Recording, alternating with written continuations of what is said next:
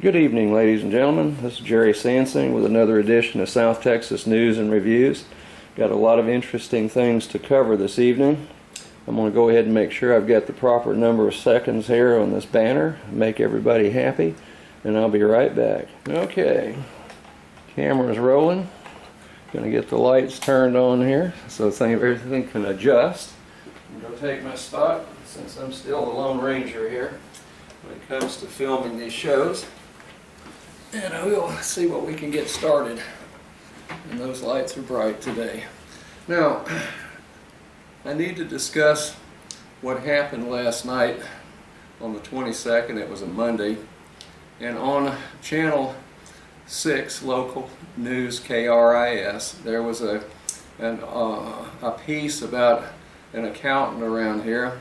He's running for the at-large district at Del Mar College Board. Mr. Ed Bennett had interviewed with them about some problems that not only he has been having, but what I have been having. So I'm going to back up and give you the full story. And my phone has been ringing off the hook after that show aired last night on KRIS. And it was a very good interview and so forth by Rick Sperl. Now, so let me just get you attuned to what I'm talking about. For years I have been asking for public information under the Texas Public Information Act. So I've made many requests over the years. I've got a stack of paper probably 2 or 3 feet deep just trying to get information over the years. It's becoming increasingly difficult to get public information. And I know why, because there's some things that happen at different institutions of higher learning and state-supported activities like Del Mar College, taxpayers, and it's very difficult at times to convince these people that you can't just hide behind a whole bunch of obscure laws and so forth and not provide the public with the information that they request. Now, you taxpayers out there are the ones that are paying for Del Mar College, and you pay for that not only at the district level here, but you also pay in state taxes. State money goes to Del Mar and federal money, and then you've got grants and so forth at the state and federal level. So essentially the whole thing is taxpayer supported, not only with the taxes but with tuition. People have to pay a good bit of tuition to go to Del Mar. It's very reasonable compared to most places, but still it's not insignificant in the life of a student.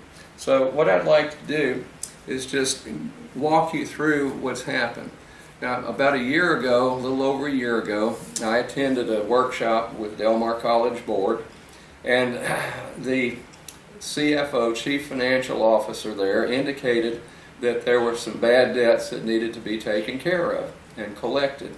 So that something in the tone and so forth presentation piqued my interest with it, to tell you the truth. So I decided I'd go ahead and request certain information under Public Information Act request. So I did that. It was last August of 2013, and I got about 5 feet of paper to look through. Okay, I mean just stacks and stacks of that. Now, I did uncover some unsavory things and some things that have triggered, I guess, now the CFO is not in charge of Public Information Act request, but it's the HR director, the director of the Human Resources. And since that took over, then I've had a terrible time trying to get Public Information Act. Now, I've been told by that person that they have 10 working days to provide me with information, and I'm not going to get it a minute sooner than that, even if the information is sitting right there on somebody's desk. Okay? I can't just look at it. So we have to go through this round of paperwork. Now, to give you an example of what I've been through lately, then I'm going to go ahead and just explain this one. And then I'll get into the financial end of it. Over in the Buddy Venters building, the business building, on the 3rd floor there are several employees at Del Mar College, a couple of faculty members, and a woman that runs one of the computer labs up there. And they've noticed over the last year that their sinuses have been acting up, and they've had allergic reactions to things. Okay? So they asked me what was going on. Now, I've been told that the college doesn't want anything to do with me because I don't know what I'm doing as a microbiologist. Okay? Now, I've said this on several occasions. My background is I had a bachelor's degree with double majors, chemistry and biology. Fell in love with microorganisms and the chemical feats that they can accomplish. And then I went to graduate school, predominantly with a major in biochemistry, and I took a second major in microbiology at the master's and PhD level. Now, when I got out of that, I went on a postdoc at one of the most prestigious labs in the country where antibiotics were studied, the production of antibiotics, and continued on with my production of microbial toxins. So I do know a toxic mold when I see one. My master's thesis and my PhD dissertation involved the production of some highly toxic and carcinogenic, that means cancer-causing chemicals by various molds and certain bacteria. So I think I know what I'm doing. And then after that, I went into the pharmaceutical research business, and in my spare time, which was not much, I continued on with the microbial toxins with a group through Purdue University there in Indiana. So I think I know what I'm doing. When I came down here, I was tracked down by some people when the mold crisis hit. So I have tested over 400 structures around here professionally until the state of Texas wanted me to bust my activities into 6 parts and get a license for each one. And when I inquired about a PhD in micro, would that qualify me, they said that no, we're going to have to review your transcripts and see if that's equivalent to a bachelor's degree in biology. Well, that's when I hung up, folks. Okay? Now, I have tested a lot of places and a lot of buildings and so forth at Del Mar College.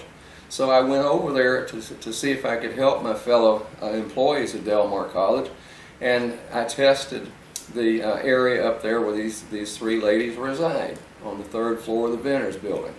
Now, I did have a chat with the president, Dr. Mark Escamilla, and told him he has a big problem up there, and nobody at Del Mar was going to take care of that. They'd go up there with a little moisture meter and say, oh, well, you don't have mold up here on the walls, it's not moist, and walk away and let those poor women suffer. And I mean, itchy eyes, folks, runny noses, weeping eyes, sneezing and coughing, and then when students go up there, they start coughing and sneezing also. So there is a problem up there, and I highly suspect it's a mold problem in that air conditioning ducts and so forth. So I had to chat with the president. He said he was going to have it handled, and here's the results. Okay? Now, what happened was some brilliant soul went over there and said that a rock garden in the foyer over there in that building was the source of the mold, and some potted plants were. Okay? Now, I went up there, and there are big wads of mess blowing out all of those air conditioning diffusers on that 3rd floor on that wing of the building. Okay? So I tested those, and it has high mold content in it. I microscopically looked at it. I've cultured it out, and it's just, I mean, it's full of mold spores and some of the mold cells, hyphal cells. So when I find out that they're not going to go up there and replace that air conditioning duct, then, you know, I'm real concerned. And the problem, the plants are gone. They're threatening to pull all those rocks out of the little rock garden there that it took 2 or 3 days last year to put in. And based on the say-so of our CFO, okay? So I said, okay, let's see if they've done any mold studies. Now, I highly suggested that they hire a professional company to go in there and find out what the source of that stuff is that's blowing out of that air conditioning vent, and test the air and make sure that it's free of mold spores and allergens. Well, apparently, I got the impression that had not been done. So I went ahead and sent on September the 4th, today is the 23rd, okay, I turned in a request to Dr. Mark Escamilla. He's the keeper of the records, and I requested to review any and all documents pertaining to any environmental tests and reports, air quality tests, surface tests, and so forth, conducted in or on the B.R.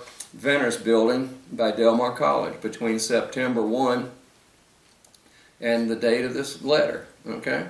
So I have not received, it was supposed to have a response last Thursday, which would have been, what, 17th, 18th, okay? After 10 days, and I have not received anything over the weekend, and today is Tuesday, and I still have absolutely no response, and I have not been able to determine whether any air quality tests were done or not. Now, the Del Mar College policy and contracts and so forth with employees indicate quite clearly that Del Mar is to provide a safe and healthy place for workers to work. And it's not happened, folks. When they walk in there and start tearing up and stuffing up and so forth, something's bad wrong up there.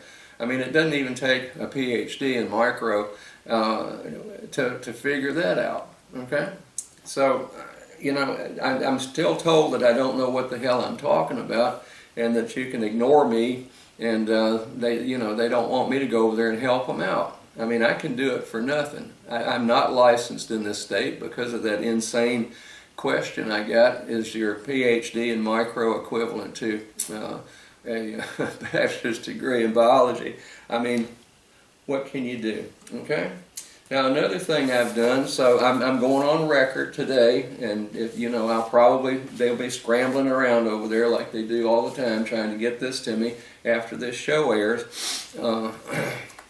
next week. All right, now, then another one I've been trying to get a hold of is we have an attorney, and he's on record as being the official attorney for the Board of Regents at Del Mar College, okay, the Regents members. They need help with contracts and personnel problems and stuff occasionally. But I can't get them to give me the billings that he's submitted. Now, the last billing that I got, and I've been at this 4 or 5 times since then, is November 26th of 2013. That's the last time that this man submitted a bill to Del Mar College that I know of directly to the college, and the college wrote he and his law firm checks back, okay, and getting paid. Now, this is a man that's running for political office. He's actually, it's for the 148th District Court, State Court, and he's running against Guy Williams, who's the current judge over there. But I keep getting this same thing. You've got those documents, but there are none responsive currently that he's ever billed since November 26th of last year, okay, 2013. So what am I supposed to deduce from that? Now, I've checked with his office at his law firm, and he's still the attorney of record. I see him receiving information from other attorneys, the one out of Austin, Graves, Daughtry, and so forth. And, so I know he's still working for Del Mar College, but I just can't believe that he's so benevolent that he spends a great deal of time, which used to be running, anywhere from $5,000, $10,000, $12,000 a month, that he would be donating that kind of money to Del Mar College in free service. I just can't believe it. So, the closer we get to November the 4th, the more I'm going to start screaming at what's going on. And I think that what happened is we've got some problems with the Texas Board of Nursing, and Mr. Rivera is handling part of that, and it's Augustine Rivera is the attorney's name. And I think there's some things they just don't want me to find out about the Board of Nursing, because I found out an awful lot of information about the goings-on with the firing of Dr. Janelle Bennett through those billings from Mr. Rivera's office and some other attorneys. So here I am, stifled one more time. It's been well over, I've been at this for about a year trying to get those billings, and I haven't been able to get anything since November 26, 2013. So it's been almost a year. Then last night, with that interview on KRIS, Mr. Bennett, Ed Bennett, who's an accountant, he's got a master's degree, and he's also a CPA. He's been in the business for some 30 some odd years. He knows what he's doing. And he and I teamed up, I guess, during the time when his wife was being fired by Del Mar College. He's not a vindictive person, folks, but when we went to that workshop and heard our CFO, Dr. Lee Sloan, who, by the way, has never had an accounting class or any business classes that we can tell from his resume and so forth. He's a EDD, that's a Doctor of Education in Agricultural Education. And, it's, I don't know how you wind up with a six-figure salary from Del Mar College if you don't know anything about accounting, and it is beginning to show. Okay, now after Dr. Sloan made the statements about collecting bad debts and the way they were doing it and having to write some of them off, then I went ahead last August, in August of 2013, and I requested the information on those bad debts that were being written off. So I got the 5 feet of stack of papers to look through. Mr. Bennett went with me over there, and we started looking through that paperwork. Okay. Now, I ran across a very interesting letter, and this was August 17th, 2012. It's to Dr. Mark Escamilla, President, and it's from Dr. Lee Sloan, who was the Vice President of Administration, Finance, and Student Services at the time, and now he is the Chief Financial Officer. So he's been a Vice President of Finance and so forth for a long time, business essentially. Okay, and it says subjects: write-offs of accounts receivable. In accordance with College Policy B 4.20, write-offs and defaults, I am submitting for your review and recommendation write-off student account receivable balances for spring 29, summer 29, fall 29. I am also submitting for your review and recommendations to write off third-party and other accounts receivable balance from 2008 and prior. These accounts have previously been expensed and all collection efforts have been exhausted. So I also asked for the proof in the way of return receipt cards, the green cards we call them, from the post office, where these people have been served with those, and it's been documented that they have received any attempts to collect those.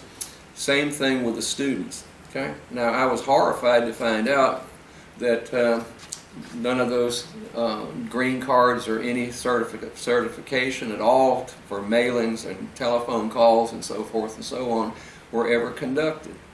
And then this April 17th, 2012 document was initialed by Dr. Sloan as the person that initiated it, and the request to Dr. Escamilla. And then on 7/3/12, Dr. Escamilla initialed his approval for that. Okay.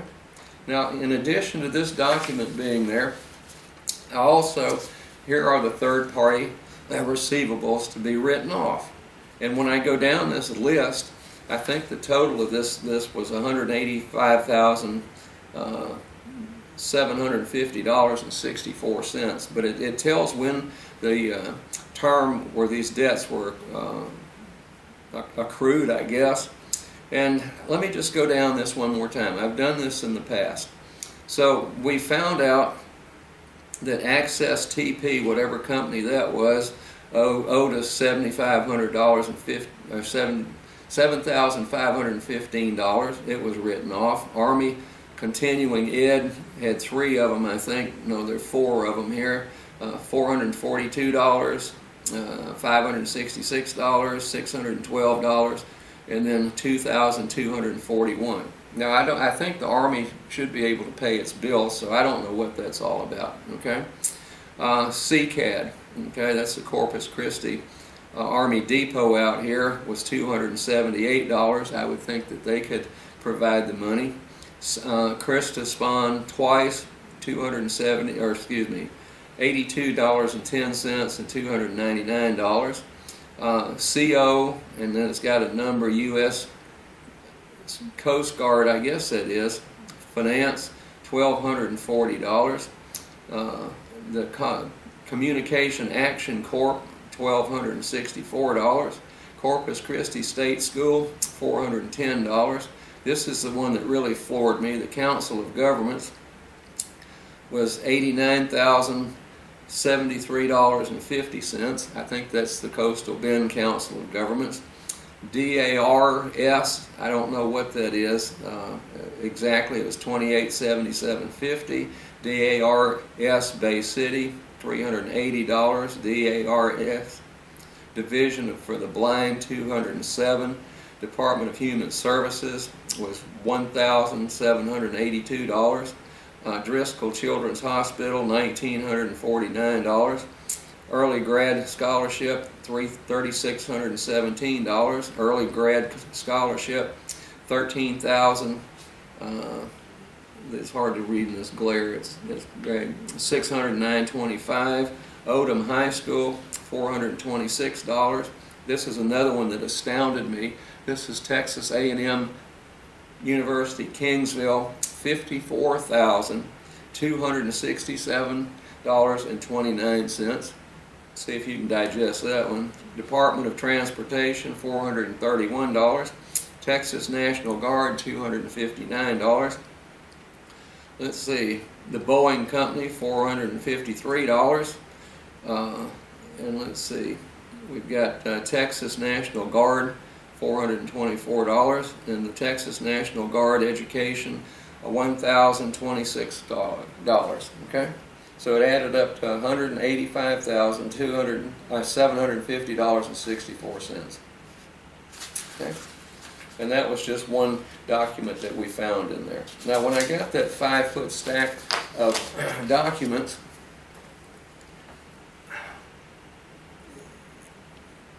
none of that was redacted. And what redacted means is if you have something like a student that owes money and they've got a credit card number down there or a student ID or some address or whatever, I don't think they can take the name off. But what happened was an awful lot of it, and I've been told it's probably around $1 million that students have owed Del Mar. And what they do is they go get a loan over there for going to class, and then they never go to class. They just take off and don't pay the loan back.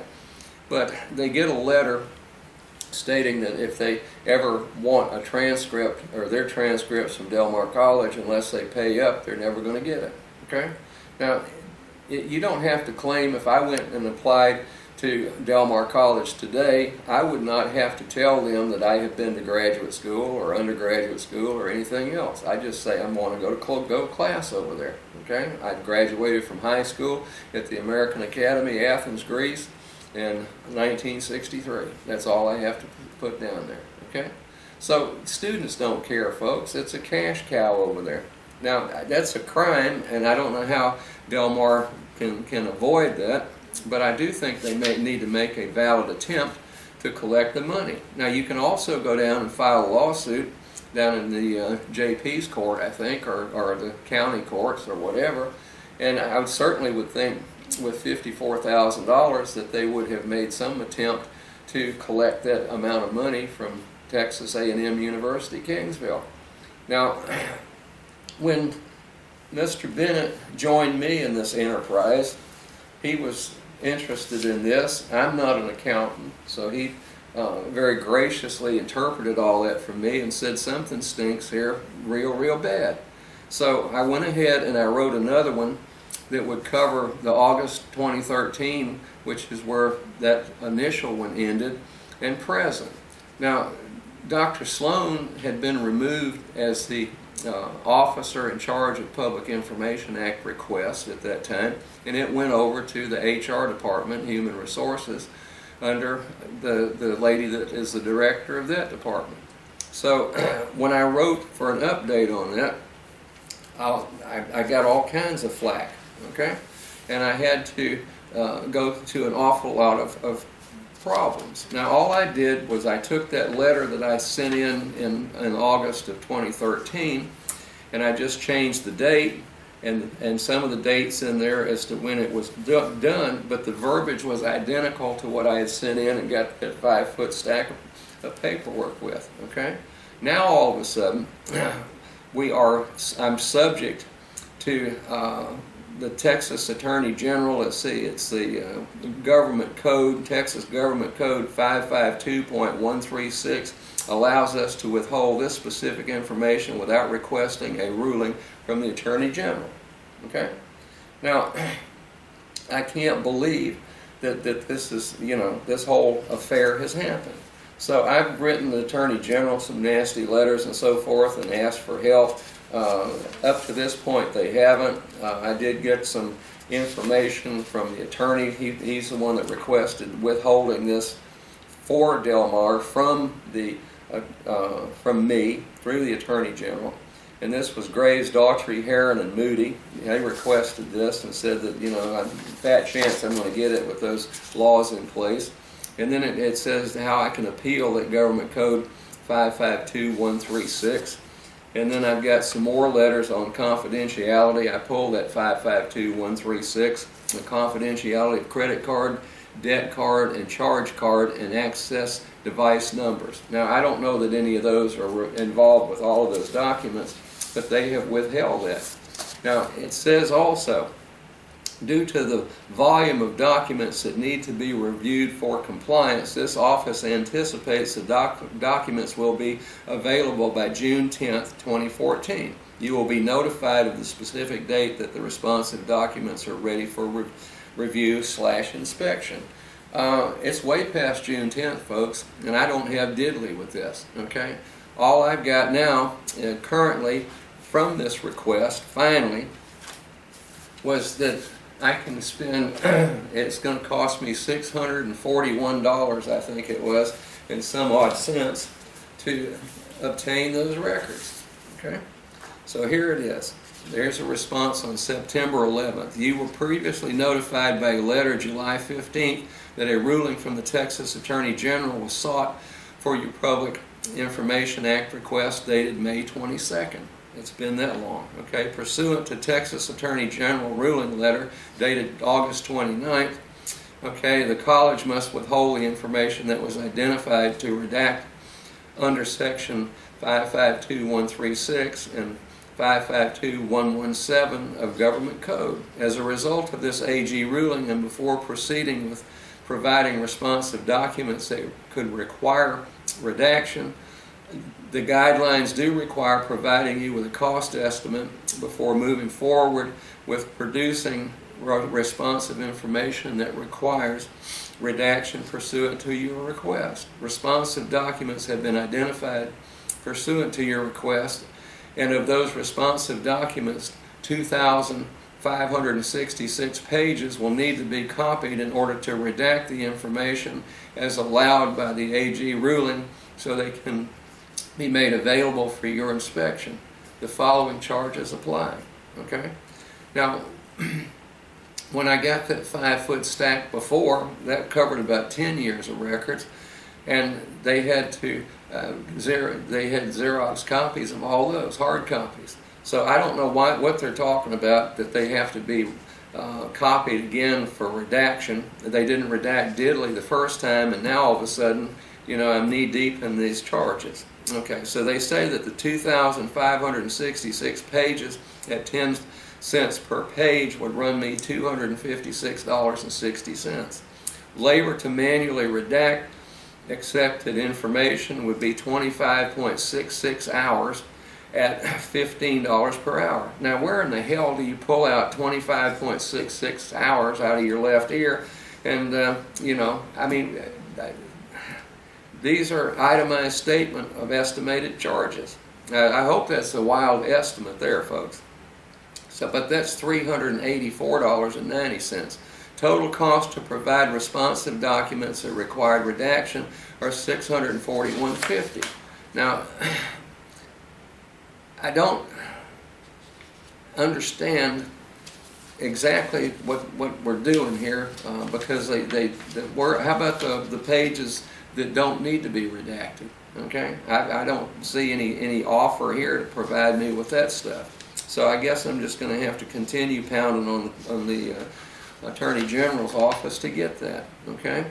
Now, you must respond in writing by mail, in person, or facsimile. Request will be considered to have been automatically withdrawn by the requester if a written response from the requester is not received within 10 business days after the date the statement was sent, in which the requester states the requester must. Okay, so here we are. It's September 11th. It's past the 10 working days, I'm sure, but you know, I'm not gonna respond to this. I'm just gonna ask for it all over again and have to go through this dog and pony show.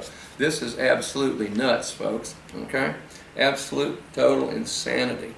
So you know, all I can say is, Del Mar College, you're in for a tough ride with this by withholding information from me at that level. You know, you're either illegal on doing this, or you were highly illegal when you provided me with that 5-foot stack of stuff. Okay.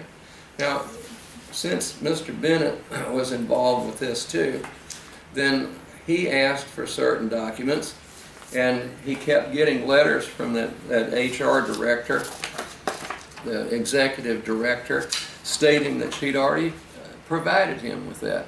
Okay.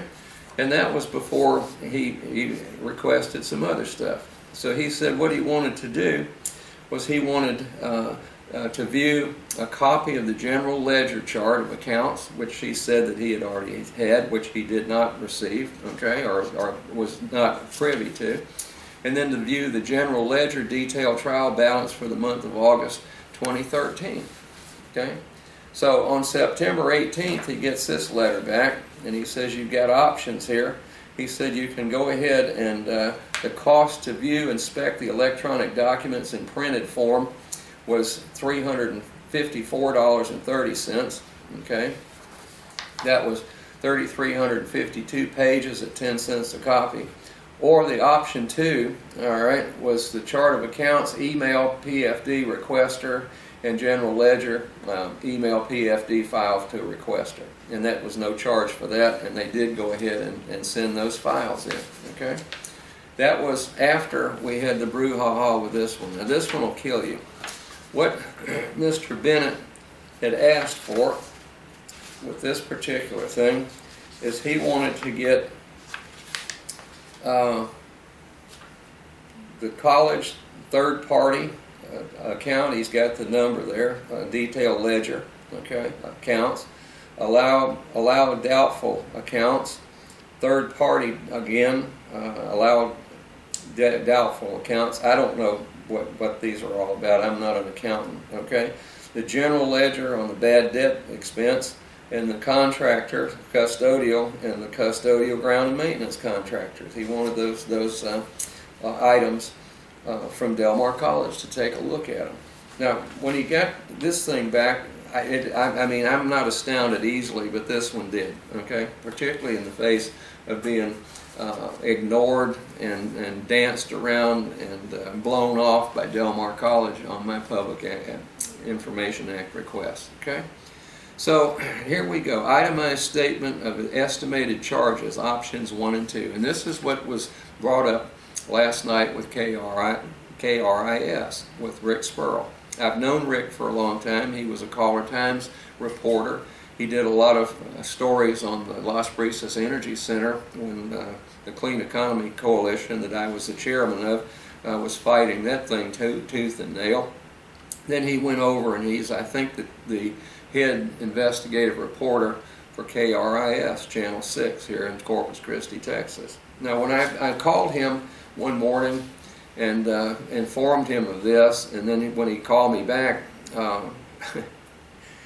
he couldn't believe the numbers on this, and therefore he went in a couple of weeks ago and started in for that show, the report last night on Monday the 22nd. If you want to look it up, it was on the 10 o'clock news, KRIS, at Channel 6 on Monday the 22nd of September. Okay, now, printouts of electronic data. 105,565,614 records at 10 cents a copy comes out to be $10,556,561.40. Okay, labor to locate, compile, reproduce electronic data into printed form would be $23,581 at $15 per hour, and that comes out to $353,715. Okay, labor to manually redact accepted information would be 1,055,656 hours at $15 an hour, which is $34,840. The total cost would be $26,745,116.40. Okay, that's if they go in and print out all that information. Now, then total cost.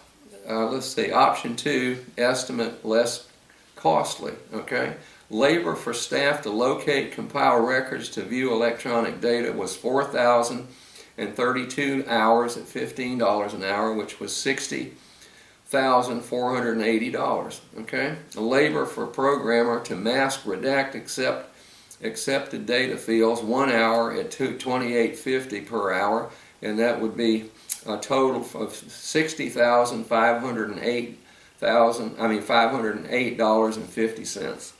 Okay, so that's what triggered that report last night, folks. This is astounding that somebody's covering stuff up. That's my personal opinion at that level. And Ed Bennett had already announced his candidacy for that at-large regents meeting. Now, one of the reasons he's doing that, folks, is as an accountant and a taxpayer, he is sunburned up with the lack of transparency and that Del Mar College has exhibited through all this. I mean, it's really rather abysmal to think about it. Okay. Now, also, let's see, what was this? This was a trial. Okay. I won't get into that one, okay? That was a check that was published in the minutes of the Board of Regents minutes as that was paid off to Dr. Janelle Bennett after her negotiations and mediations with Del Mar College. Okay, I'll get into that at a later time. Okay, so all I can say, folks, is we're being bamboozled big time over there, and I want to find out what in the world's going on. Now, I've been rather frustrated to the point that I got real salty with the AG's office. I've been real salty with Del Mar College. I think that, my rights as a taxpayer under these laws, various laws and so forth, has been trampled on and abused. Then we've got another billing from Graves Daughtry. They hand me those. I can't get them out of Augie Rivera, but I can get these. But here was one that was dated May 27th, 2014, and this is concerning, it says, discussion with, and it says the faculty member, I'm not going to put the person's name on, regarding pendency of nursing board investigation, likely future steps, and obligation to notify others of pending investigation. So I guess what I can deduce from this, and this is why they don't want me in those ledgers, folks. They don't want to give me public information. I find out that, there's a problem with the Texas Board of Nursing, and I think I have a real good idea what that's all about, but until I can confirm it, I'm not going to say anything. But now they've got an attorney that's billing and running interference between Del Mar College and the Texas Board of Nursing. up in Austin, which is also a state-run agency, and it's the one that accredits and so forth Del Mar College. So, you know, I'll let you figure out some of this stuff. Now, as far as the attempt by Mr. Bennett to be elected to the Board of Regents, as soon as it was found out that he had put his name in, it was about, I think, the next day, I get this letter, and everybody got it. It was to DMC All, what they call it. That's everybody on campus gets it through their email. But it says policies and procedures regulating political activities. Okay, now they know good and well that Mr. Eddie Flores and I on this show have pushed to get several people elected. One of them is still on the Board of Regents over there. He's running again for at-large. As soon as we had him elected, he turned around and he didn't know us anymore, and that seems to happen with several people that we have helped become elected. Okay, it's state senators and state representatives, Del Mar College, Board of Regents, and so forth and so on. Okay, county commissioner. And you know, that's, I guess that's what politicians do best, is you're their best buddy and big toe during the political season and so forth, but after election they don't even know you. But anyway, but Dr. Escamilla sent this out, and he knows good and well that I'm going to be backing Mr. Bennett because I want to see what's in those books over there. And you know, I hope they don't, if he's elected, I hope they don't come up and try to bill him for close to $27 million to go in there and take care of college business as a college regent. Okay, so I don't know, and you know, it's going to be something else. And then the next question is, if Mr. Rivera, Augustin Rivera, is elected as a district judge, is he still going to maintain his benevolent gifts to Del Mar College by working real hard for the college as an attorney and never billing them for it? Okay, or at least we can't find the billings. There may be some legal way to hide that stuff, but you know, I'm going to ask you again, Mr. Rivera. I said, what in the world are you trying to hide from me by not billing Del Mar College for your services? I mean, I know you probably are a very benevolent man, but I don't think you're that benevolent. Okay, so I'm going to find out sooner or later, and I hope I find out before November 4th, so I can let the voters know what kind of shenanigans we're up to over there. But here's the letter on politics and so forth. Policies and procedures regulating political activities. Until Election Day on Tuesday, November 4th, 2014, which is coming up, Del Mar College and the Corpus Christi community are in a political season, and that's in quotes, defined in college policy and Texas state statute. A political season begins on the first day candidates may file for a specific election and ends after the election day. Employee, and this is underlined, employees' working hours. During this political season, Del Mar College employees may not engage in any political activity during their working hours. Okay, all right, that's fair enough. This includes advocating for or against any candidate or issue that will appear on the November election ballot. I don't even discuss Mr. Bennett when I'm at work over there, folks, because, you know, Lord knows how many cameras and bugs they've got over there. And when I'm at Del Mar College and working for the college, then I don't say a word to anybody. Okay. Outside of work hours, college employees are free to express their opinions and engage in political activities off campus using personal, not college resources. I'm filming this in my house with my camera, with my electricity and my lights and so forth and so on, Del Mar College.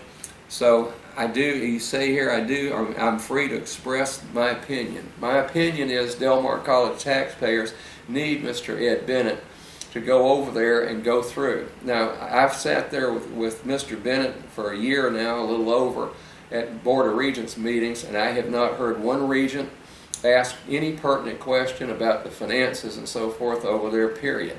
They're fed a lot of hooey over there by Dr. Sloan, and they just buy it and walk off and say, okay, well, where's my other free sandwich today, and go get another ice cold drink out of the cooler and sit there and have a party. Okay, and you know, I mean, they've got all these awards they're giving out time and time again in front of that board, folks.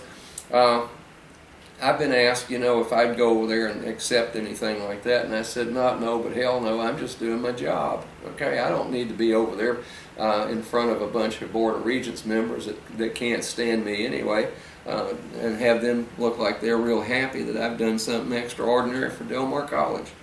So, you know, I'll just leave it at that before I get real blunt and my language deteriorates. Okay, now the next one, use of college property. Employees may not utilize college equipment, supplies, facilities, or any other asset provided by taxpayers' funds to influence the outcome of an election. The use of college property and or resources is prohibited regardless of whether it is a political season or not, and regardless of whether the activity happens during or outside of the employee's work hours. And then another bold one, government relations. All contact with elected officials or candidates for public office involving the college is coordinated through the Office of the Executive Director of Strategic Communication and Government Relations. That's our PR person, okay, who then coordinates these activities with the college president. Okay, this stipulation remains in effect at all times, not limited to political seasons. Now, what do you do over there, folks? I guess since the board members are not employees, then they can go over there and solicit votes and stuff on the college anytime they want to. Okay, and I've seen it happen. So I'm not real sure about all of the legalities of this and so forth and so on. And then he attached the 2014 Capital Improvement Program fact sheet about how much money they're asking for with that $157 million bond that's going to float. And I'm not going to comment on that one at this time. I'll have plenty to say before the election occurs. Okay. Then the foghorn. This was September 9th. DMCC's recent enrollment boost. Well, folks, I don't think that a couple of hundred students over last year, after we took a decline from 12,236 in 2010 down to, let's see, 10,746. I don't think that that's a real increase in students. Do you? Okay. Is that a enrollment boost? Now, the Del Mar College Board and the president did back off of that South Side campus that they wanted to spend another $150 million roughly for. Okay, $140 million. They did keep $1,800,000 in the budget in this bond election coming up November the 4th, so that they can continue with the architects and engineers and develop the site plan out there at Rod Field and Yorktown Boulevard, okay, out there in that sinkhole. So, you know, if we lost consistently students from 2010 to the present, then how is that? Why are we bursting at the seams and need a brand new campus out there? Now, they've admitted that they have been derelict in keeping up with the facilities on East and West Campus. It's called deferred maintenance, and part of that bond money is going for that. And then they want to build even more classrooms on East and West, and then have those vacant if everybody goes out to the South Side campus. So something really, folks, just, you know, I mean, it just is something that I can't understand at all.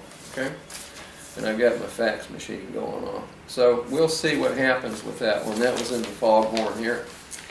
And then proposed Del Mar bond cut in half. It shows a picture again of Dr. Escamilla sitting there pondering things, and I won't go into this. The original proposal was $289 million in July, and it's down to $157 now. The difference being that South Side campus. Then I had somebody say that this was not a rigged thing on the front of the foghorn, where we have one of the candidates for the at-large, one Connie Scott from CCISD, with her hand in the box, pull out the ping pong ball for her space on the ballot placement. And then we have another one of the current regents here, Mr. Todd Walter, and he's signing in front of Dr. Sloan here, and he picked the third slot, and he's signing up saying he wanted to be a regent, okay, that he's going to run for that position. So we have 3 for District 4. Guy Watts has not going to run at large again this go around. He's going to run for District 4. He picked the top one. Nicole Horton, who I don't know at all, I've never seen that person. And then Mr. Walter, I see him at the board meetings, and he's fairly quiet about things. I don't know that he. I'm not even going to comment. Okay. Then we've got Steve DeAces, which is a young attorney. This is for the at-large position. 6 are running for those 2 positions. Yeah, the 2 highest vote getters will have the 2 picks of the at-large positions. And then Nick Adami, no comment there either. He's on the board currently. Ed Bennett, who I'm pushing for, and I've talked about the whole show here. Coretta Graham, I think she's an attorney. And then we've got Ramiro Gamboa. He's a, I think, radiology technician or allied health somewhere. He's been around for a long time. And then the 6th one that will be on the ballot, number 6, is Carol A. Scott. That's she owns a PR company, public relations company. Her husband, Mark Scott's on the city council. He's the one that during the Las Brisas Energy Center, they were going around town selling the idea, okay, and sold that city council hook, line, and sinker. I think Nelda Martinez finally wised up as to the health hazard that was going to be. But Mr. Scott voted in favor of continuing on trying to push that thing, knowing good and well that his wife was the hired public relations firm for Las Brisas Energy Center. And I would think that would be somewhat of a conflict, but I don't think that the Scotts really worry too much about conflicts of interest as long as they can maintain their position in that real estate cartel down there known as the city council. So I'll just leave it at that. And then I have written more requests for bad debts and so forth. Here's my opinion of what I think of Greg Abbott and the Attorney General's office. I've got green cards here to prove that I mailed all this stuff out. And then we've got some more stuff from the Mr. Bennett, and I've probably said as much as I need to say about that. And here's the contract for the GCA custodial services at Del Mar College. This is another boondoggle that I have talked about. Every time you turn around and you say, well, you know, we'd like to have this stuff cleaned up and so forth, they say, oh, that's not in our contract.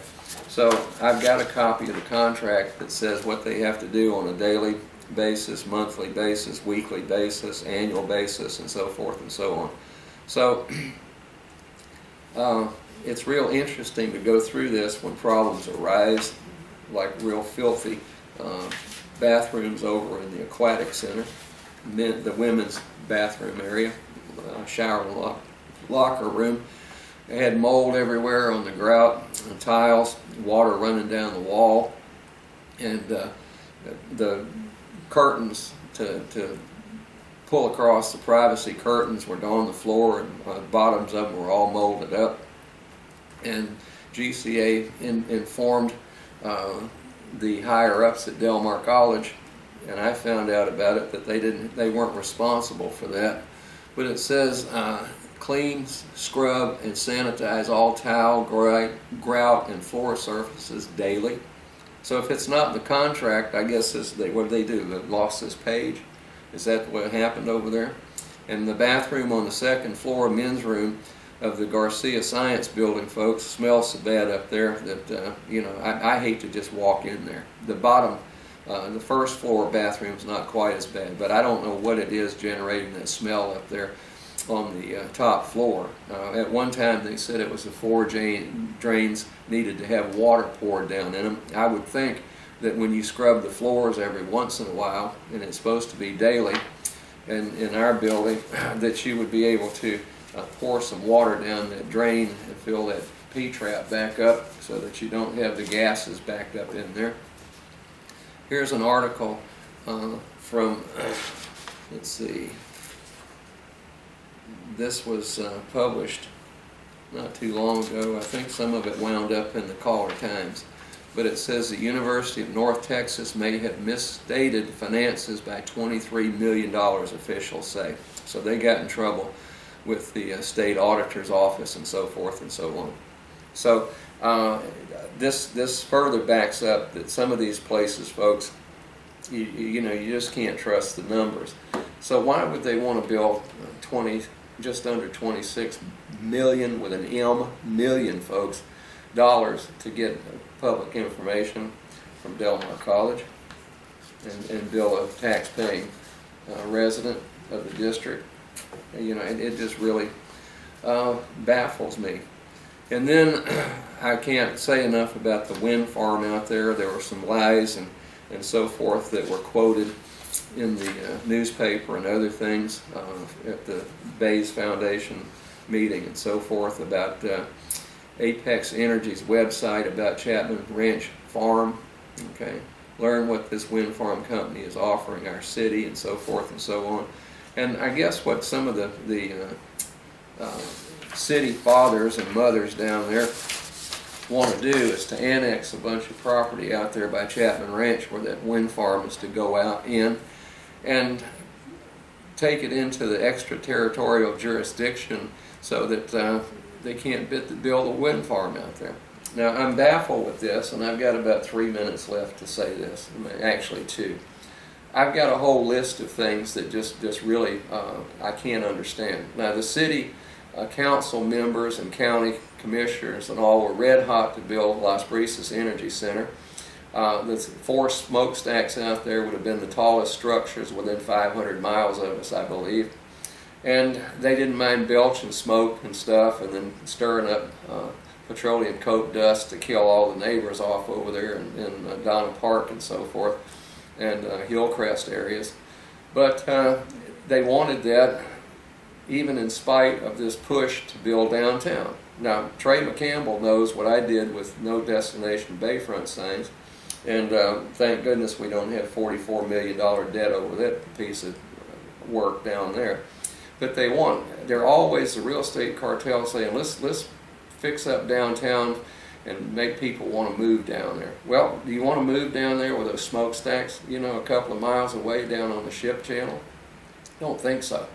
Now, then all of a sudden, you take clean energy like these wind turbines and put in a wind farm out at Chapman Ranch area, and then they don't want to do that because it's going to be unsightly and people don't want to put up with the noise. Now, am I wrong, or am I missing the logic in that? Okay, it's all about the almighty dollar. They don't give a damn, folks, about your tax money or anything else. So I've got a whole list that I'll air on the air next week. So I appreciate you looking in. My email address is gsansing, SANSING, at gmail.com.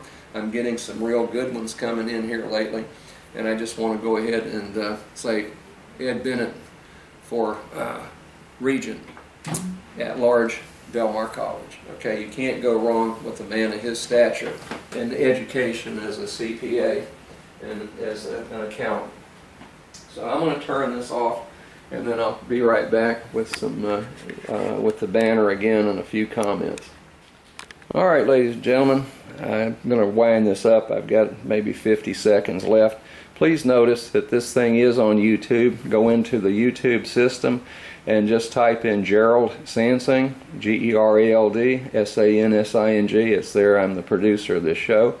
And you can watch the past shows and the ones that are just coming online. Actually, you can get them before they hit the cable over here. Also, you can email me, like I say, at gsansing@gmail.com.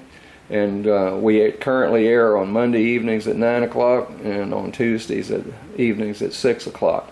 So I'd like to go ahead and thank you all for viewing this, and I'll talk to you later. Goodbye.